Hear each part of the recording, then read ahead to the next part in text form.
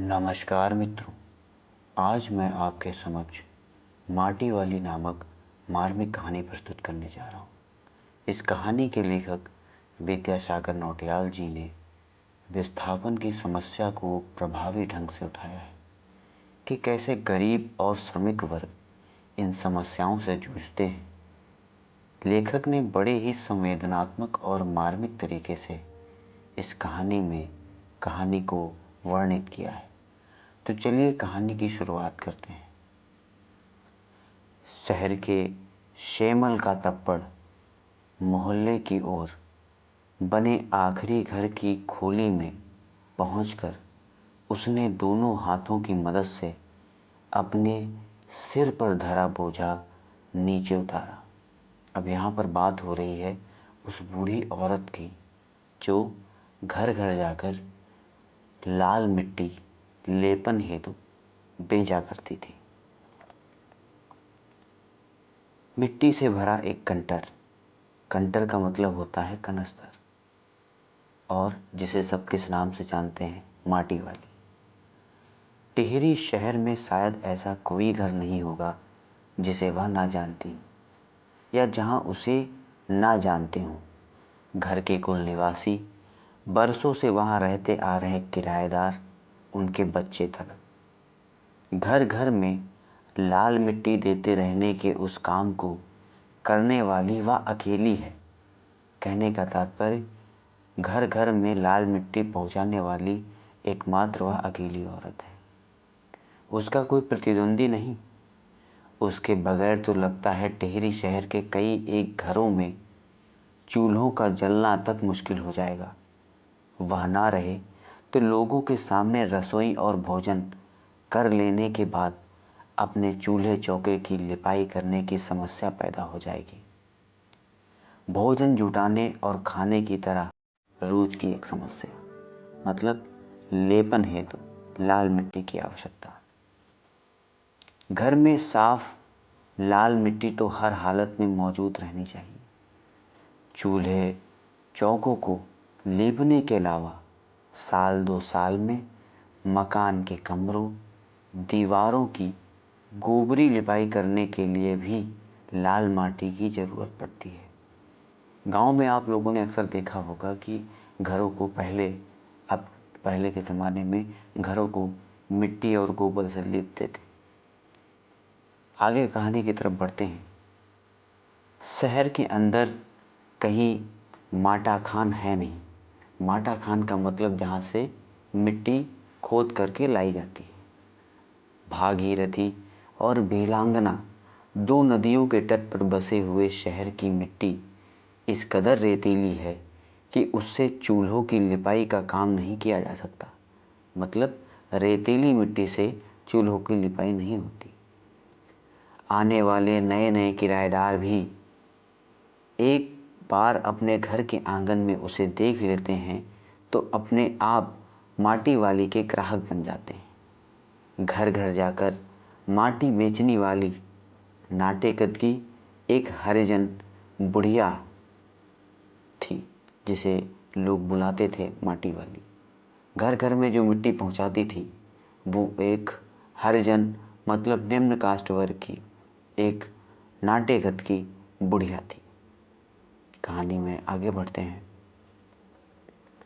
शहरवासी सिर्फ माटी वाली को नहीं, उसके कंटर को भी अच्छी तरह पहचानते हैं। कंटर मैंने बताया जिसमें वो मिट्टी रख कर ले आया जाता है। रद्दी कपड़े को मोड़कर बनाए गए एक गोल डिल्ले के ऊपर लाल चिकनी मिट्टी से छुलबुल भरा कनस्तर टिका रहता है। मतलब सर पर कपड़े का वो बनाकर फिर मिट्टी के बर्तन को ऊपर रखना। उसके ऊपर किसी ने कभी कोई ढक्कन लगा हुआ नहीं देखा। अपने कंटर को इस्तेमाल में लाने से पहले वह उसके ऊपरी ढक्कन को काट कर निकाल फेंकती है। ढक्कन के ना रहने पर कंटर के अंदर मिट्टी भरने और फिर उसे खाली करने में आसानी रहती है। उसके कंटर को जमीन पर रखते रखते सामने के घर से 9-10 साल की एक छोटी लड़की, कामिनी जिसका नाम है, दौड़ती हुई वहाँ पहुँची और उसके सामने खड़ी हो गई। किसके सामने? उसी बूढ़ी औरत के सामने। लड़की कहती है, मेरी माँ ने कहा है ज़रा हमारे यहाँ भी आ जाना। बूढ़ी औरत कहती है, अभी आती हूँ। घर की मालकिन ने माटी वाली को अपने कंटर की माटी कच्चे आंगन के एक कोने पर उड़ेल देने को कह दिया और मालकिन कहती है, तू बहुत भाग्यवान है, चाय के टाइम पर आई है हमारे घर, भाग्यवान आते आए खाते वक्त। कहने का तात्पर्य कि तू बहुत उचित समय पर आई है, जब खाने का समय है तो तुझे भी कुछ ना कुछ मिल जाएगा। आगे कहानी में बढ़ते हैं। वह अपनी रसोई में गई और 2 रोटियां लेती आई। रोटियां उसे सौंप कर वह फिर अपनी रसोई में घुस गई। कौन? मालकिन। आगे कहानी में देखते हैं। माटी वाली के पास अपने अच्छे या बुरे भाग्य के बारे में ज़्यादा सोचने का वक्त नहीं था। मतलब वह दिन भर जो काम करती थी, उससे जो उसे इनकम अर्जित होती थी, वही उसका गुजारा होता था। तो वह अपने भाग्य के बारे में अच्छा बुरा उसे सोचने का वक्त ही नहीं था। घर की मालकिन के अंदर जाते ही माटी वाली ने इधर उधर तेज निगाहें दौड़ाई। हाँ, इस वक्त वह अकेली थी, उसे कोई देख नहीं रहा था।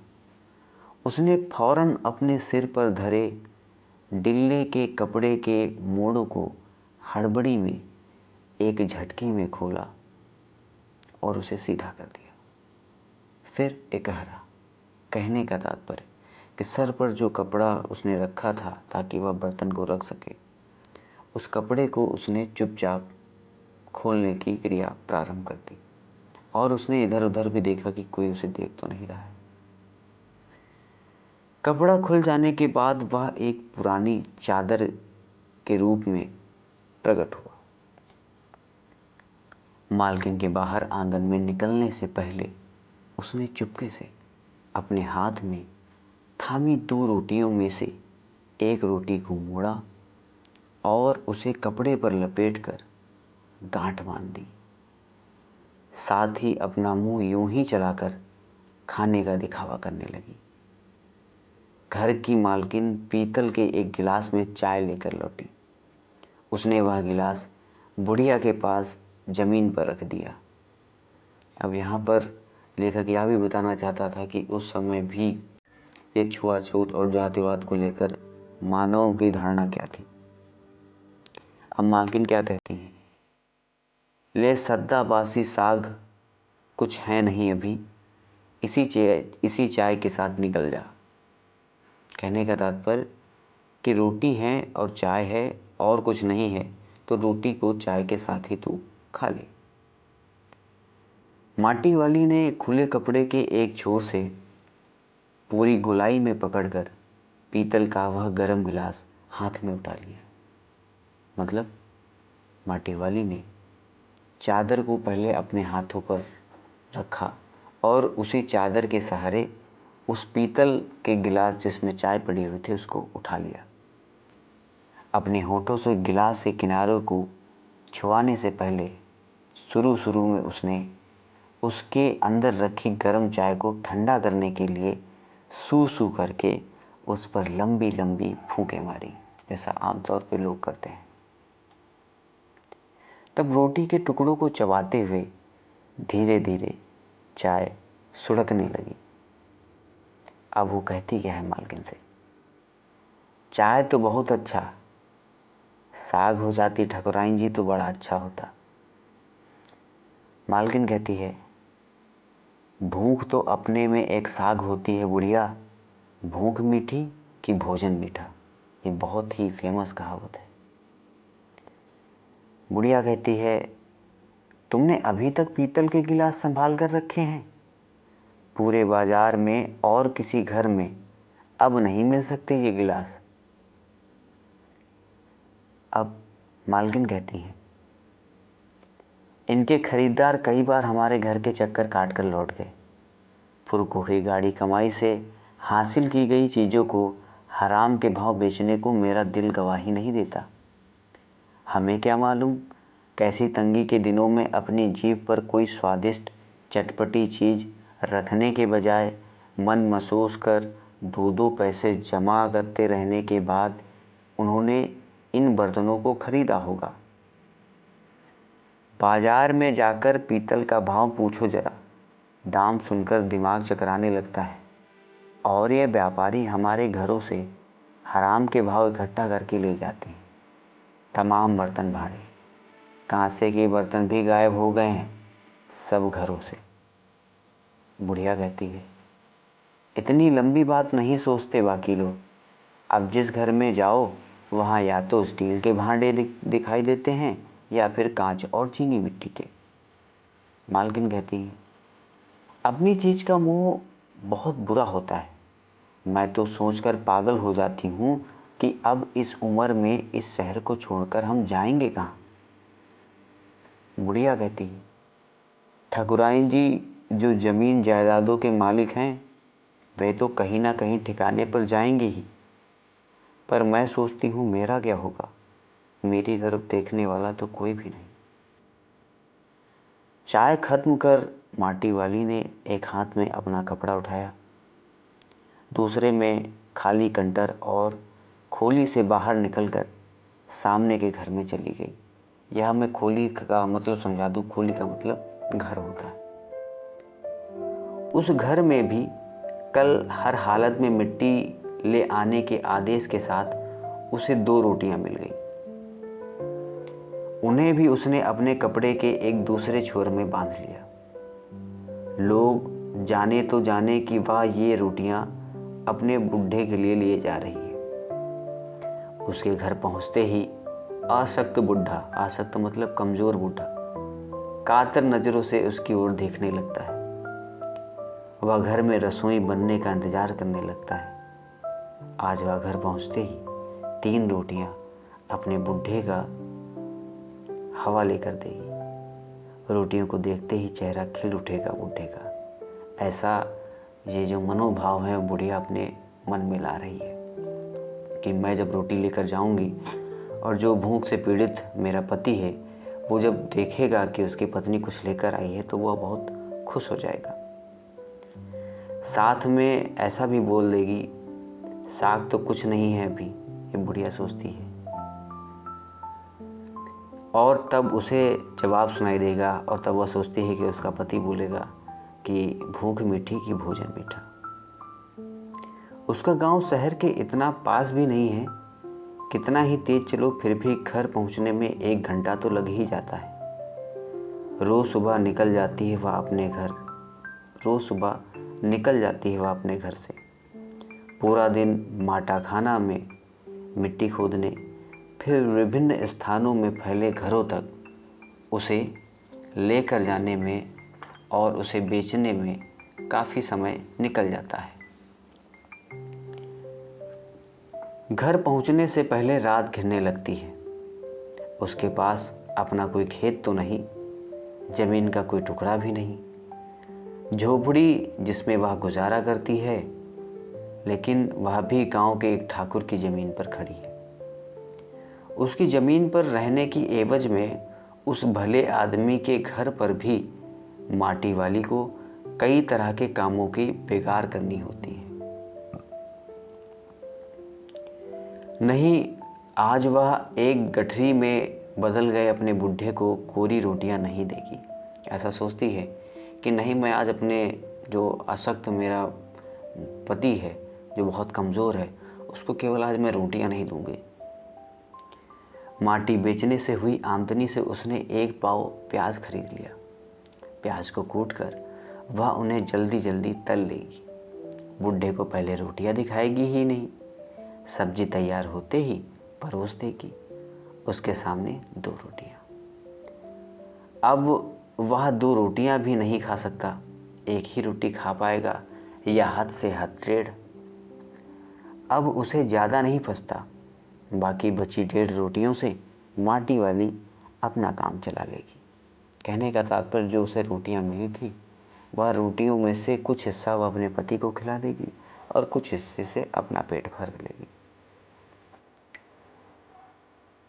एक रोटी तो उसके पेट में पहले ही जमा हो चुकी है। एक रोटी मतलब जो मालकिन ने दी थी उसको चाय के साथ खाने के लिए। मन में यह सब सोचती, हिसाब लगाती हुई वह अपने घर पहुंच गई। एक गरीब इससे ज़्यादा क्या ही सोच सकता है। उसके बुढ़े को अब रोटी की कोई ज़रूरत नहीं रह गई थी। माटी वाली के पाँव की आहट सुनकर हमेशा की तरह आज वह चौंका नहीं। उसने अपनी नज़रें उसकी ओर नहीं घुमाई। घबराई हुई माटी वाली ने उसे छूकर देखा। वह अपनी माटी को छोड़कर जा चुका था। मतलब उस स्त्री का पति खत्म हो चुका था। मृत्यु को उसने वर्ण कर लिया था।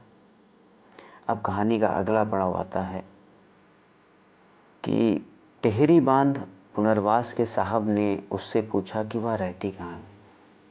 बांध बन रहा था जिसके कारण वहाँ जो ज़मीन थी उस आसपास के क्षेत्र की, वो ज़मीन ली जा रही थी सरकार के द्वारा। तो वहाँ के जो साहब होते हैं वो उस बूढ़ी औरत से पूछते हैं कि तुम अपने ज़मीन के कागज़ जायदाद दो, तुमको कहीं और या तुम्हें कुछ रकम उपलब्ध करा दी जाए ताकि तुम अपना गुजारा बसर कहीं और कर लो। साहब पूछते हैं तुम तहसील से अपने घर का प्रमाण पत्र ले आना।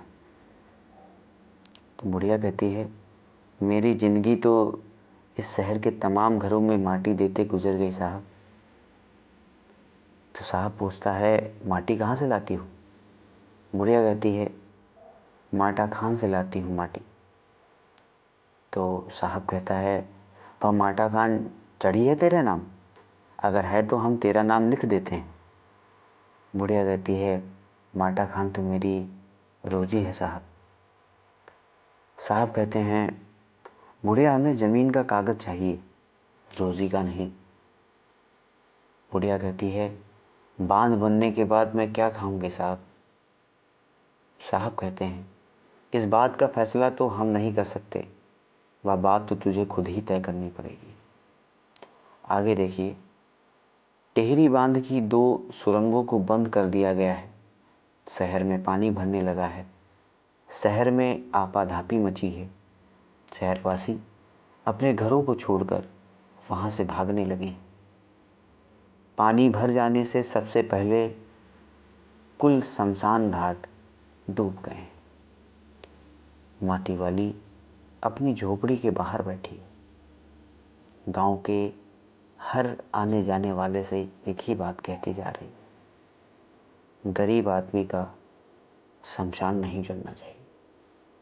कहने का आशय यह है कि गरीब आदमी को रहने का ठिकाना नहीं छीनना चाहिए, क्योंकि गरीब आदमी अपने स्थान से उजड़कर दूसरे स्थान पर बसने में समर्थ नहीं होता है।